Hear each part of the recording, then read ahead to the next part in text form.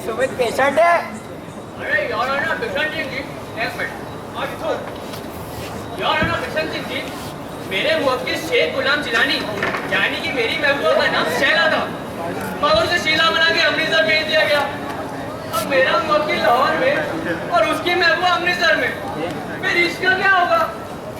ओए कोई ना, ऊपर दी कर दिए नजदीक तेरे ध्यान ने दी लाल टेंट ते मूंगी दी दाल तो डब्बा टेक सिंह। ओए चल इसमें, नए डॉक्टर साहब बुला रहे हैं। ऊपर दी कर दिए नजदीक तेरे ध्यान ने दी लाल हाँ, दी मूंग दी दाल दी टमाटर सिंह।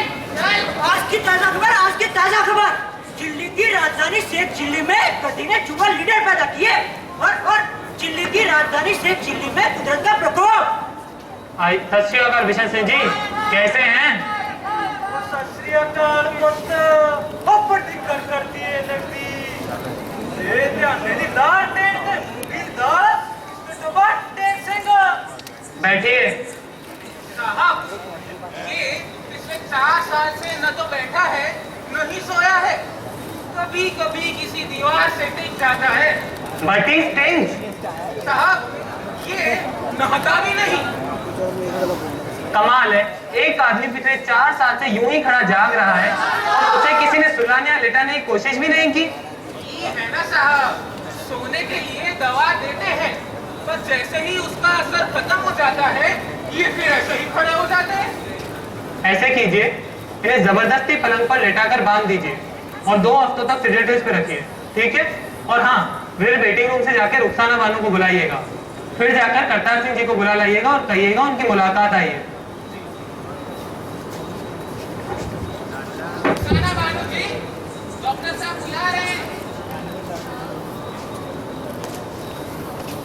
चल इसमें आइए रुखसाना जी, बैठिए।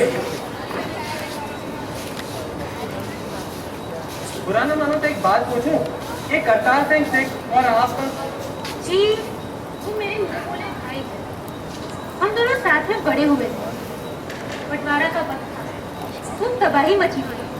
मैं भाईजान से मिलने ही नहीं आ सकी। उन्हें बताना था कि मेरे शौहर, भाभी जी और बच्चे के साथ सही सलामत अमृतसर गए थे, पर उनकी माँ को ना बता सकी। मुझे तो लगता था कि लीडरों ने जमीन पर लकीर खींचकर जैसे इंसानियत कोई काट डाला है, लेकिन आप जैसे लोगों को देखता हूँ तो लगता है अभी कुछ इंसानियत बची है। हाँ, आज तो आदमी काट पकाट होकर रह गया है, बचा जा रहा है सब कुछ।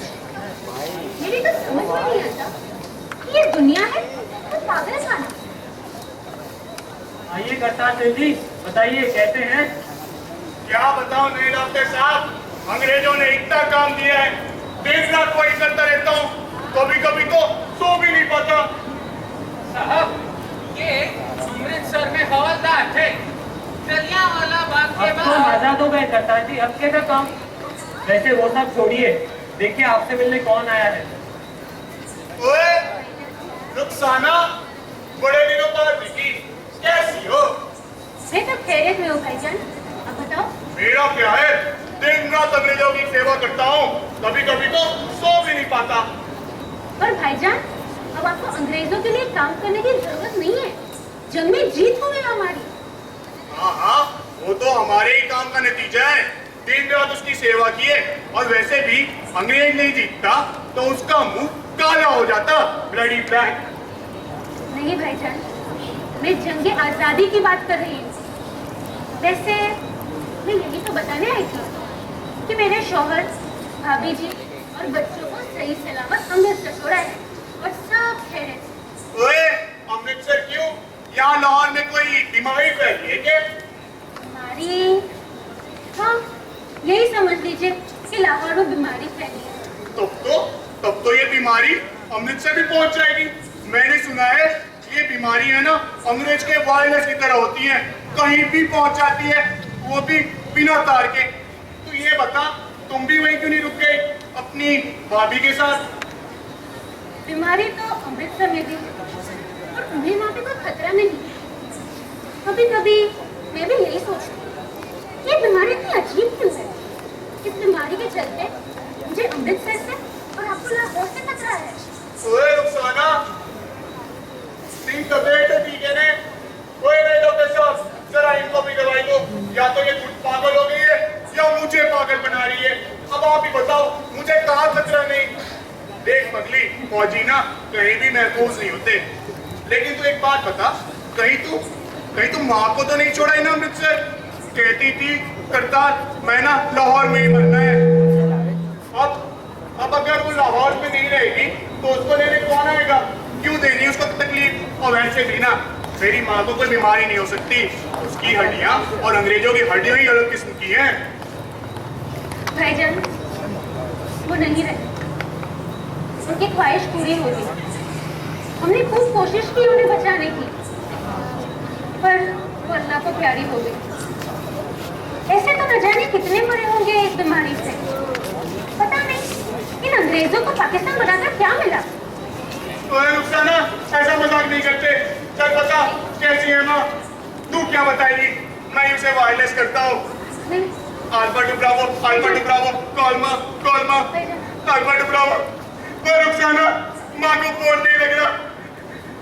Alpha two Bravo. डॉक्टर साहब देखिए, कुछ हो रहा है भाईजान को। लगता है फिर से बुखार हो रहा है। आइए करतार जी, बैठिए, मैं आपका चेकअप कर लेता हूँ। नहीं, दिख नहीं रहा।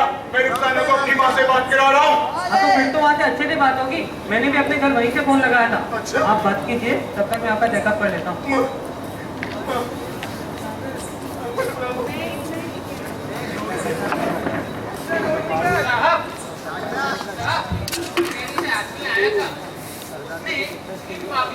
मंगाई है, कह रहा था कि हिंदू और सिख पागलों की अदला बदली के लिए है। न जाने ये बड़े लोग भी क्या तिगड़म करते रहते हैं। क्या पागलों की अदला बदली? ये सब क्या हो रहा है? जब अखबार की पढ़ती दोनों मुल्क की सरकार ने तय किया है कि जल्दी यहाँ के सारे हिंदू और सिख पागल जाएंगे आगरा और वहाँ के सारे मुसलमान पागल आएंगे लाहौर। कौन कहता है कि पागल से पागल खाने में होता है? वैसे आप और आपके भाई तो नसीब वाले हैं, जाते जाते जिसको सके गिफ्टों को तो वो भी नसीब नहीं होगा। एक काम कीजिए, मैं शाम तक सारी फाइल देख लूंगा, फिर आप उन्हें कचहरी दे आइएगा। और हाँ, ये कुछ दवाई है, ये तुम ले लो, तुम बिल्कुल ठीक हो जाओगे। जी आपने देखा ना,